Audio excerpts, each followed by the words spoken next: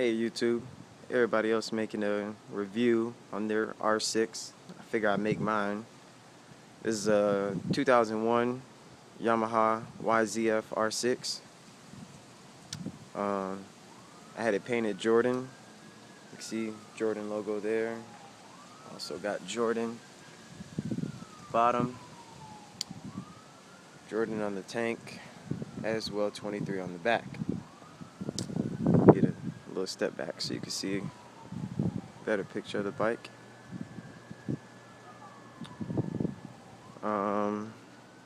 Bike has new brake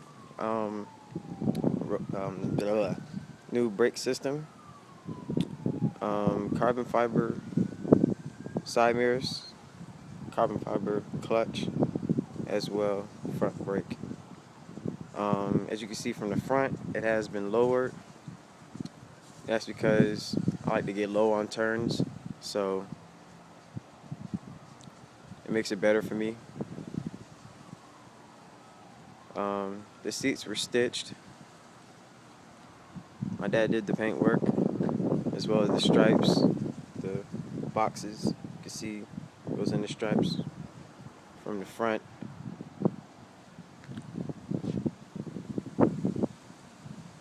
All the way on the tank to the tail. Black powder coated rims. It's a lowered back end. Got mesh put into the plastics. What else? Oh, polished frame at the top. It goes around to the other side. Was gonna get that polished, but didn't. So I think it looks more cooler like that because nobody else has an R6 like that.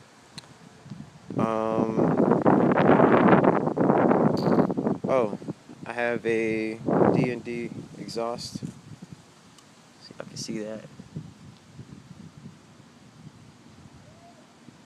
Fort Worth, Texas, USA. No, I'm not a USA person. That's about it. As far as my opinion on the bike, it's great to ride if you're a more experienced rider, you're more of a, how you can say,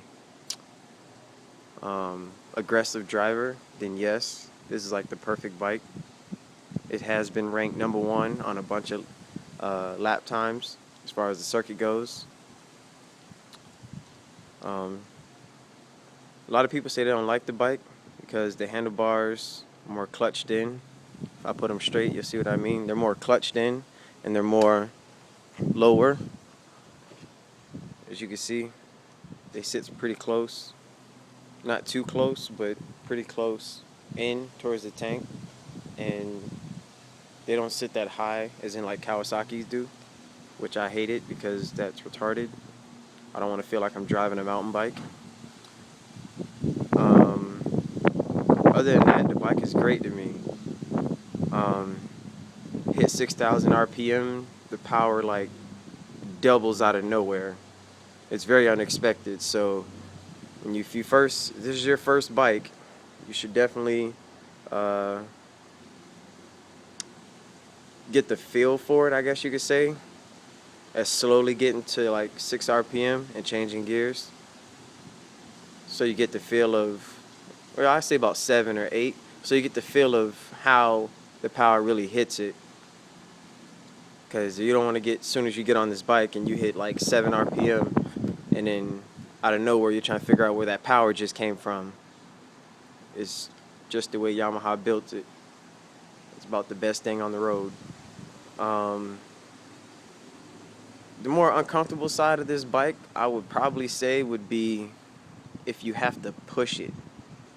I had this bike, which I figured out that it was a common problem with this bike for the reciprocator and regulator assembly. I can move my seat. I can show you what I mean. If you have an R6, you can see that there's a, turn the light on. That didn't help. It's actually this little black piece. piece that's right, you can see my finger, it's right here. It sits right behind the battery. You have your battery, and then it sits right in here. That's what controls the putting power back into your battery. It's a common problem with this bike.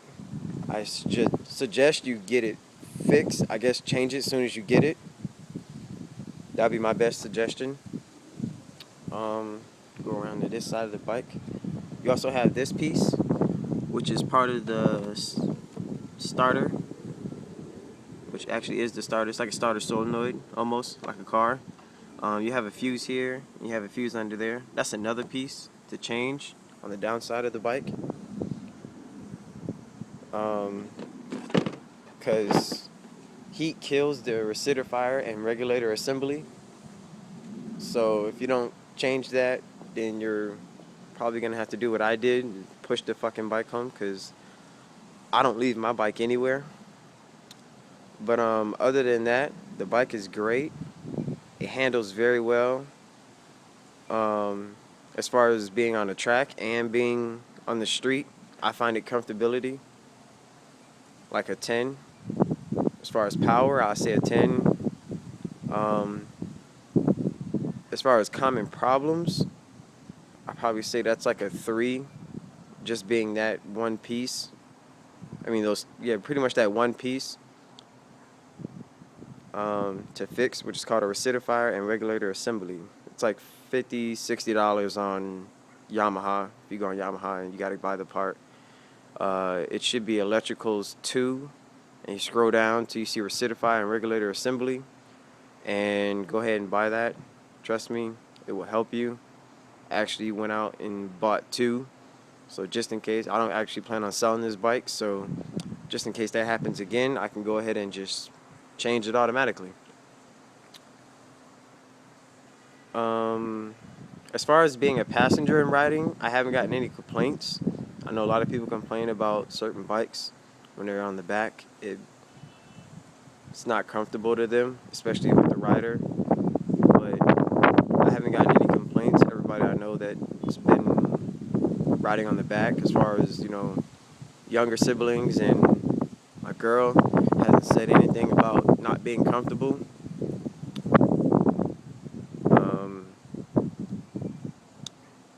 Overall, I'll give this bike probably about like a 9 out of 10. It does very well to me. The gas is good. The power band's good. The suspension is good. I actually just took it out right before I made this video to go ahead and let it soak up some of this Florida sun. It's actually in desperate need of a bath, but that'll be later. As far as the gear shifting, it's not hesitant. Unlike, I know, because I used to have an old CBR, I would shift and it would feel a little hesitant. Like more than what it's supposed to be. I'll probably say maybe it should be like a second. On this bike, it's like 0.3 seconds. It's like more like a 3 milliseconds when you shift. However fast you can push that clutch and hit your shifter, it's gonna shift however fast you can flip your foot. I was thinking about getting a quick shifter. Let me know, guys, if you think I should get a quick shifter. I heard they're good, but I haven't heard anything bad about it. I would actually really like to know. Oh yeah, this is another thing I really love on the bike, is my taillights. They are the greatest, because it doesn't look retarded like some bikes that has like one big like red brick coming out the back of it. The tires I have on it right now, I never heard of them, but they're made to be on the heat. It's not made whatsoever for rain. I kind of found that out a couple of days ago. because I was riding, it started raining, and I'm like, oh, I think I'm pretty good. I went to a corner, the bike started sliding. No, I was not driving fast. I was going a moderate speed, and it still slid. So um, took it to a friend. They told me, yes, that's a tire meant for the heat and dry. It's not meant for you to be trying to ride in the rain. So rain riding is out of the question. Um, Let me know if you guys want to get some helmet cam going. I can do that. My way to work, way from work, just riding. All right then.